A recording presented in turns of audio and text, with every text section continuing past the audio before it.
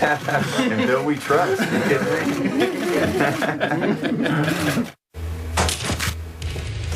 The Patriots are 2-0 and Tom Brady leads the NFL with over 750 yards, 7 touchdown passes, and hasn't thrown a pick. Interestingly, despite having arguably the best performances in the AFC over the first 2 weeks, Brady has been overlooked for the conference's Offensive Player of the Week honors for the second week in a row. Listen to these numbers.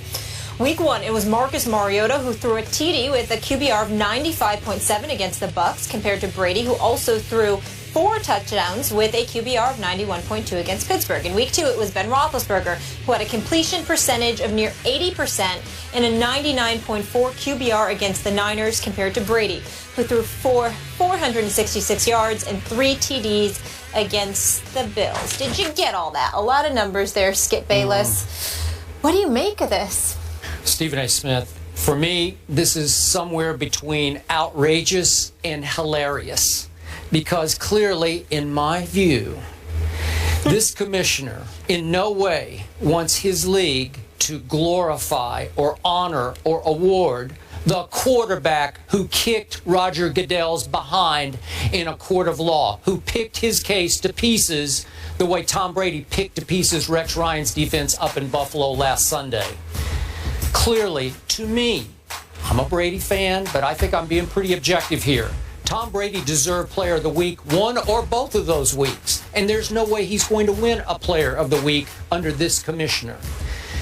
So, to Molly's case that she was making, look, Mariota had a nice opening day, but he was 13 of 16, and all of his yards came after catch. He was dinking and dunking, and guys broke loose for long gains and long touchdowns.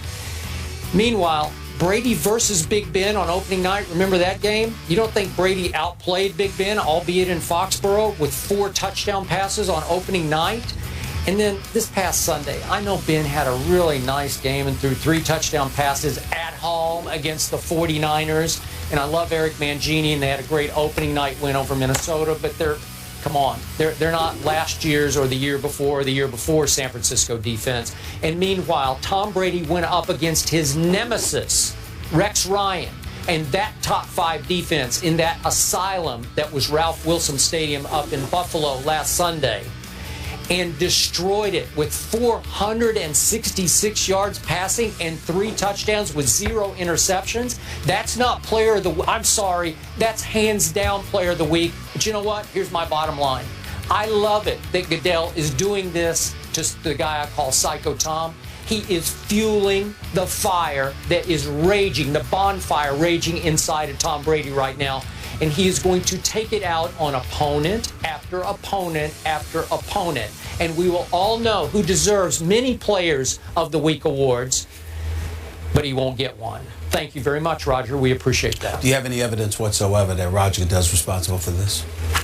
I will bet you he signs off. I don't know that for a fact. On this? I don't understand. Exactly. We don't know that. Okay. You don't know what role that Roger Goodell has in picking the Player of the Week. You don't think it crosses his desk? I don't think so. I honestly don't. Why would Roger Goodell? Be right. Why would Roger Goodell care about who's the Player of the Week? You have any evidence about this whatsoever? I have evidence that he got his butt kicked in Deflategate. That's all I know. I understand that, but you don't have any evidence that he's paying attention to Player of the Week. Therefore, there's more than a strong level of plausible deniability on the part of okay. Mr. Fairness over here. Which means are you playing defense attorney again? I'm just saying you have no evidence whatsoever. So you're just going to come on here and tell us what you think, and you're going to indict the commissioner of the National Football League because for Player of the Week, I'm going to indict him at this moment in time. I'm sure he has lost the case, even though the case is being appealed, and it could potentially still be addressed before this season ends. 2 years from now, maybe, or it could be addressed 2 months from now. We don't know. Well, want to bet on that? My point, I don't know. I honestly don't know. In all seriousness. So my point is, you have no evidence of this. You have no proof of this whatsoever. Here's what I do have proof of. I did see Big Ben Roethlisberger throw for 369 yards. I did see him complete 21 of 27 passes. I do see him completing 72% of his passes on this season. I do see a quarterback rating of, I believe, like 122 or something like that, 0.6. We don't care about those. Well, I care. Okay. I mean, you don't, but I do. And so when you consider that, along with the fact that he is Big Ben, along along with the fact that he is accustomed to shrugging off defenders, along with the fact that he is accustomed to standing in the pocket, and he doesn't engage in too many dipping and dunking the way that Tom Brady does, well, more than 70% of his passes. I would sit there and say you might have an argument about Tom Brady versus Marcus Mariota in week 1, but I have no problem with Big Ben Roethlisberger. Oh, please. Are you kidding me? You said you're a diehard Steelers fan. I have no problem whatsoever. I object. Hold on. Your objection is overruled. Here's the point. Says the defense attorney.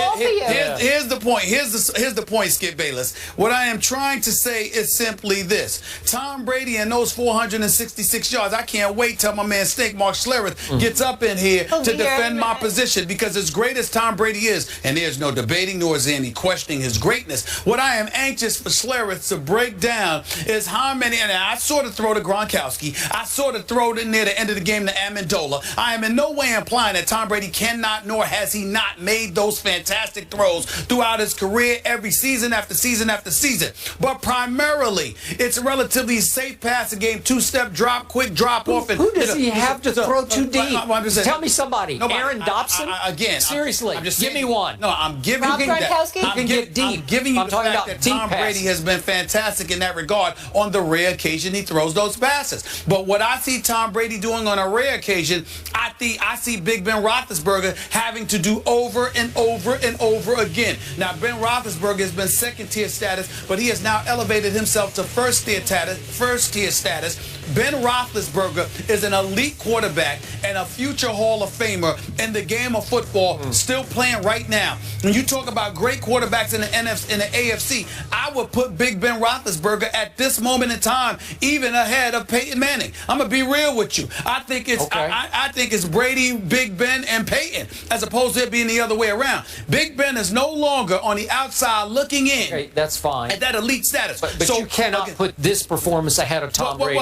Well, listen, you can't. I can. I thought that Ben Roethlisberger was absolutely sensational. Okay, I really did. Time out. I think that. Now I just want one answer from you. Here's the argument you got against me. Antonio Brown, I do believe at this moment is the best receiver in football. And if Tom Brady had Antonio Brown, that's fair. Bombs away. That's fair. Now but I'm saying he wouldn't do any better than Big Ben. He would just do what Big Ben is doing, because Big Ben. You got to remember, Antonio Brown is fresh off 129 receptions for nearly 1,700 yards last year. He started out this year to get game 2, 9 receptions for 195 yards.